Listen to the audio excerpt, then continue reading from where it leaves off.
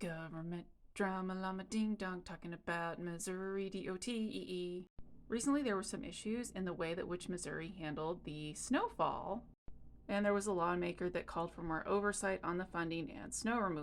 It's probably not a surprise that Missouri has one of the lowest pay rates for state employees, especially if you are not like a manager or department head and things like that. I've discussed this in other videos before, and it's part of the reason they have a lot of difficulty getting people to apply for jobs, because if the pay is like $15 an hour and you're basically in the middle of traffic putting cones down, that doesn't really seem like a lot. One of the other things that makes Missouri a little different than other states is that a lot of the highways are actually under the state's control versus like a city or county. I mean, there's a few, but there's a lot more that the state is supposed to be in charge of maintaining. When you have a lawmaker who's complaining about having control over the budget for the DOT, again, Missouri is a little different than most states. The Missouri Highways and Transportation Commission is a 6-member board that governs the Missouri Department of Transportation.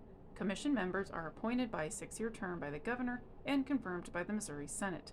No more than 3 commission members may be of the same political party. MoDOT's director and secretary to the commission are appointed by the commission. The director is responsible for all other employee appointments and hiring. Again, just want to highlight that this is a bipartisan commission. You can look at their website for their mission, which is to represent the citizens of Missouri pursuant to the Constitution by providing independent and nonpartisan governance of the Missouri Department of Transportation, and establish policies, exercise oversight, and ensure accountability in developing and maintaining a world-class transportation system in Missouri which fosters safety and economic development. This is essentially to prevent one party from just going in and making everything look the way that they want it to and only funding their personal projects and things like that. To make it a little clearer, I'll add this example here. One example of the Commission's work is the approval of a new highway construction project intended to improve traffic flow in a congested area. The Commission reviews plans and allocates funding for the project.